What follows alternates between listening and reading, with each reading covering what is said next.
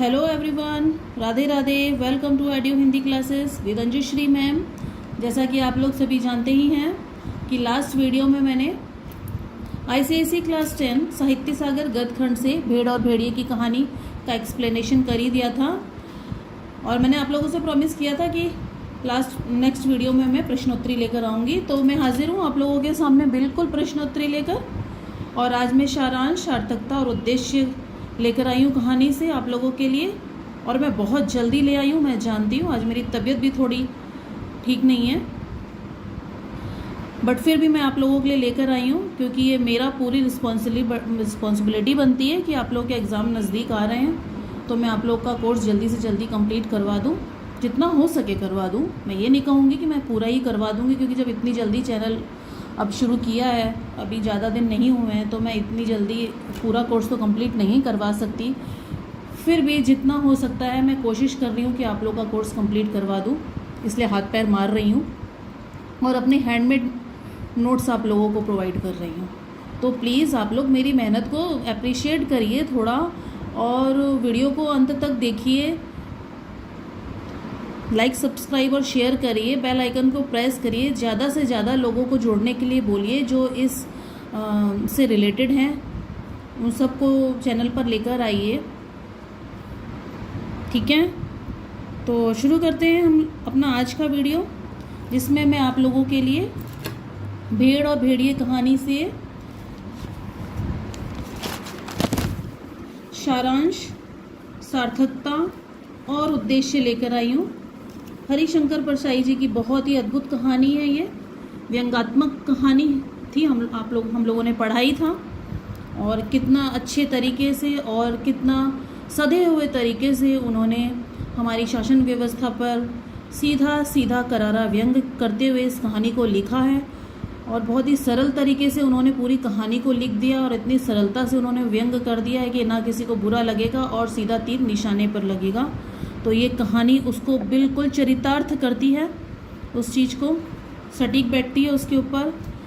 तो लेते हैं हम लोग भेड़ और भेड़िए कहानी की प्रश्नोत्तरी से क्वेश्चन नंबर 1 से सारांश।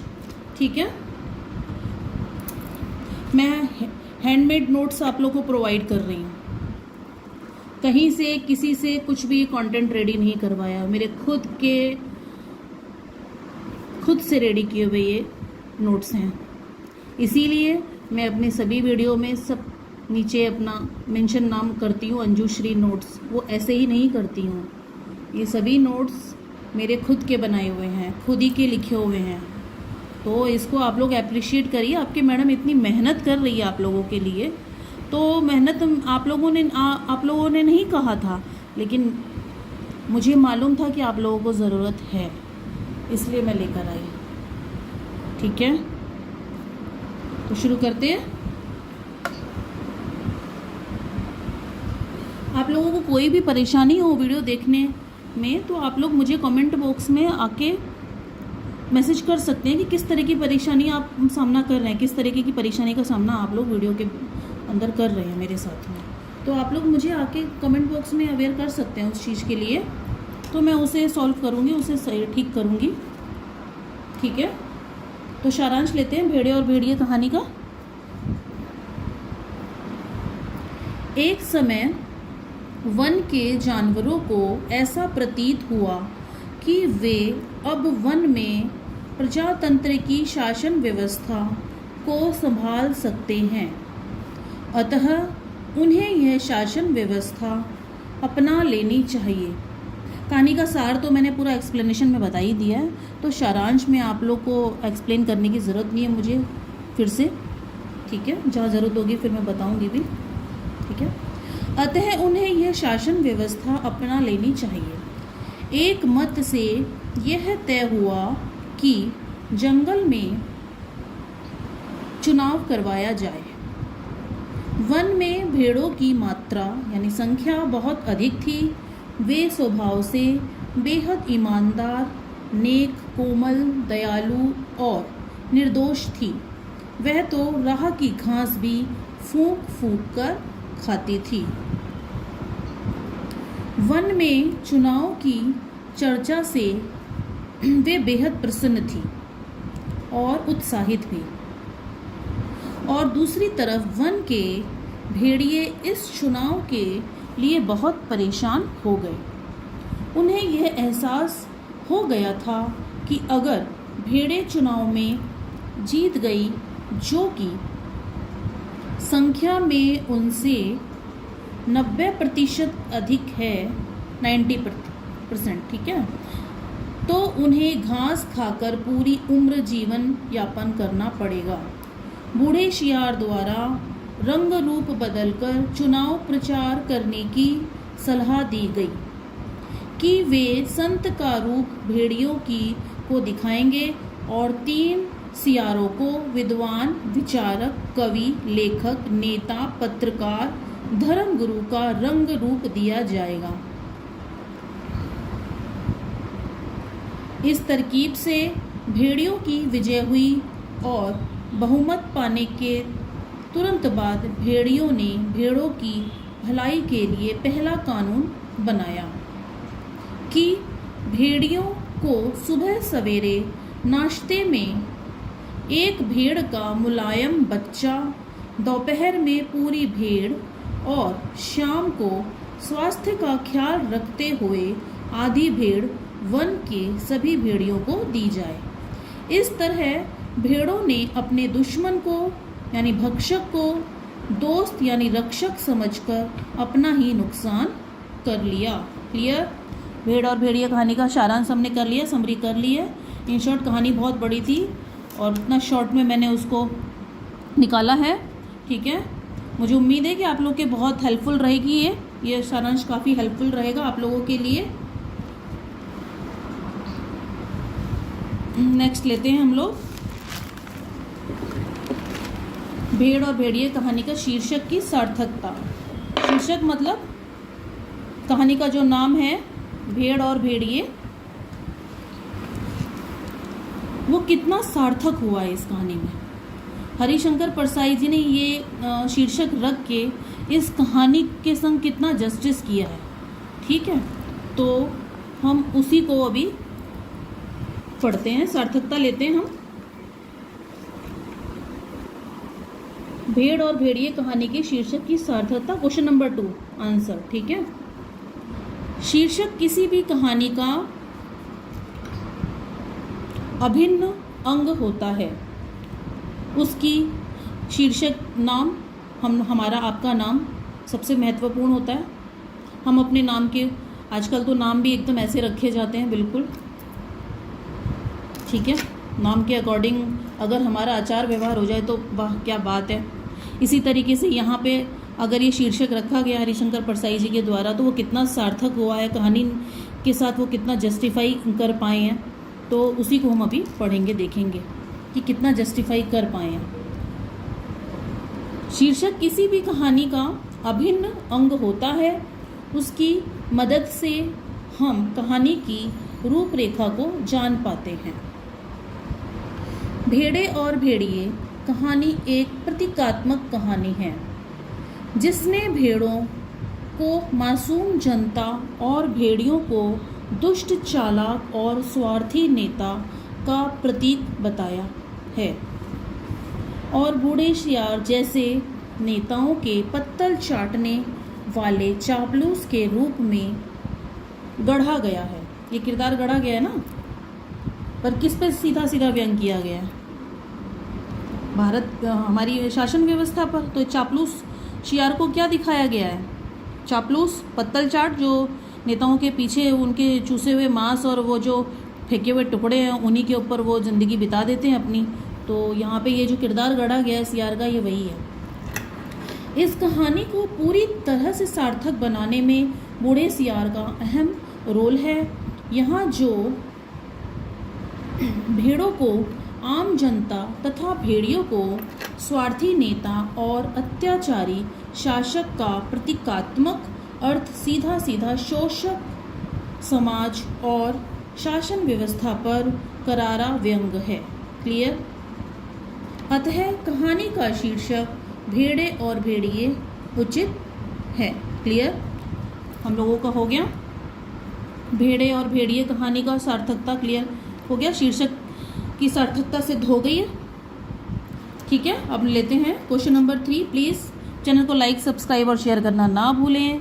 बेल आइकन प्रेस कर दें, ज़्यादा से ज़्यादा शेयर करें, चैनल के लिंक को अपने ग्रुप में शेयर करें जो इस लिंक से रिलेटेड हैं उनको। ठीक है, उनको भी हेल्प मिलेगी चैनल से, उनके भी कुछ सपोर्ट हो जाएगा।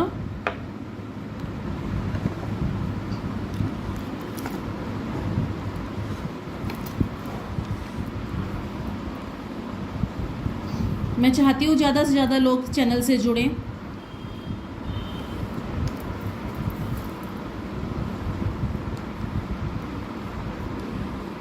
भेड़ और भेड़िए कहानी का उद्देश्य, मतलब इस कहानी का उद्देश्य क्या था, इस कहानी को लिखने के पीछे हरिशंकर प्रसाई जी का उद्देश्य क्या था। ठीक है, गोल क्या था, क्या उनका इंटेंशन क्या था लिखने के प्रति।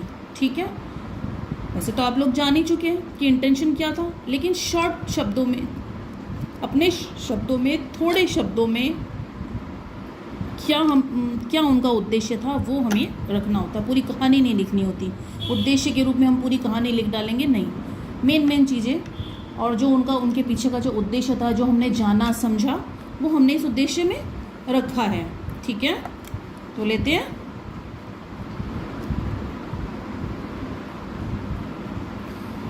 प्रस्तुत कहानी में लेखक हरिशंकर परसाई जी ने व्यंग के द्वारा शासन व्यवस्था पर करारा प्रहार किया है कि किस तरह धूर्त नेता छल कपट से मासूम आम जनता को छलते हैं।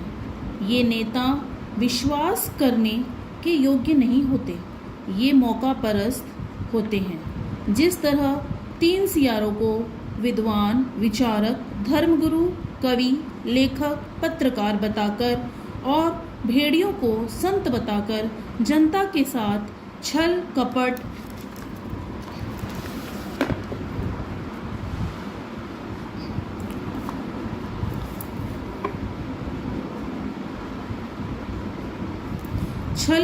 किया गया, उसी तरह नेता भी भेष बदलकर और हाथ जोड़कर आम जनता को बेवकूफ़ बनाते हैं। आप लोग देखते हैं ना, चुनाव के समय में वो बड़ी बड़ी गाड़ियों पर शीशे के बाहर मुंह करके हाथ जोड़कर फूलों की माला पहनकर फूल उछालते हुए और इतना नम्रता के साथ में वोट मांगने आते हैं एकदम, और उसके बाद में कहाँ नदारद हो जाते हैं, कहाँ गायब हो जाते हैं।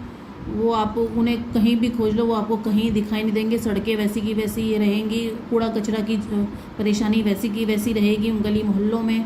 वही की वही परेशानी आम जनता की जो तब से चली आ रही है, जब ये कहानी लिखी है तब से लेकर अब तक चली आ रही है। तो समस्याएं वही की वही हैं, सरकारें बदलती जा रही हैं। ठीक है, और सत्ता में आने के बाद जनता के विश्वास का शोषण किया जाता है। यह अपनी कुर्सी और पावर का गलत प्रयोग करते हैं और इस तरह अपनी कुटिल और स्वार्थी बुद्धि का प्रयोग सिर्फ और सिर्फ सत्ता में आने के लिए और बने रहने के लिए करते हैं। क्लियर? तो आज हम लोगों ने भेड़े और भेड़िए कहानी का सारांश, सार्थकता और कहानी का उद्देश्य कंप्लीट कर लिया है। ठीक है, मैंने आप लोगों को प्रोवाइड करवा दिया है मैंने आपको। और नेक्स्ट वीडियो में मैं देखते हैं क्या लेकर आती हूँ, प्रश्नोत्तरी से रिलेटेड ही होगा। ठीक है, तो सॉरी मैंने आप लोगों को स्क्रीनशॉट लेने का टाइम नहीं दिया, मैं कभी कभी भूल जाती हूँ तो आप लोग स्क्रीनशॉट ले लीजिए प्लीज़। मेरा मोटिव ही यही है कि मैं आप लोग के लिए पूरी हेल्पफुल रहूं, मैं आप लोग को असिस्ट करती रहूं, एकदम पीछे पीओ की तरह आप लोगों को। ठीक है, आपकी हर परेशानी में आपकी अंजू मैम आपके साथ में है। कम से कम 12वीं तक तो आपको हिंदी को पढ़ना ही पड़ेगा, क्लास 12 तक तो आपको हिंदी को पढ़ना ही पड़ेगा, जिन लोगों ने सब्जेक्ट चूज़ किया है हिंदी। तो जब मैं कहती हूँ आपने चूज़ कर ही लिया है तो कम से कम आप उसे अच्छे से, मन से, दिल से पढ़ें और अच्छा नंबर स्कोर करें। क्लास 10 आप बहुत अच्छे स्कोर से क्रैक कर लें, मेरा यही आप लोगों को विश है। ठीक है, तो इसी के साथ चैनल को वीडियो को बंद करती हूँ मैं। ठीक है, आप लोग जाइए, एंजॉय करिए, पढ़िए, स्टडी करिए, एग्ज़ाम नज़दीक, यूनिट टेस्ट नज़दीक आ ही रहे हैं। ठीक है, और सबको चैनल के लिए चैनल का लिंक जो है शेयर करिए ताकि ज़्यादा से ज़्यादा लोग जुड़ें और वो भी यहाँ से मेरे वीडियो से उनको कुछ अगर हेल्प मिलती है तो मैं बहुत मुझे बहुत खुशी होगी कि मैं कम से कम आप लोगों के काम आ सकें। ठीक है, तो ज़्यादा से ज़्यादा बच्चों को, स्टूडेंट्स को आप लोग जोड़िए, आईसीआईसी से सीबीएसई से, वेस्ट बंगाल बोर्ड से, स्टेट बोर्ड से, आप आईएससी से। ठीक है, सबको आप जोड़िए, ये आप लोगों का जिम्मा है, अंजू मैम ने आपको दे दिया है। तो ज़्यादा से ज़्यादा लिंक शेयर करिए, जुड़िए चैनल से। ठीक है, तो राधे राधे, बाय।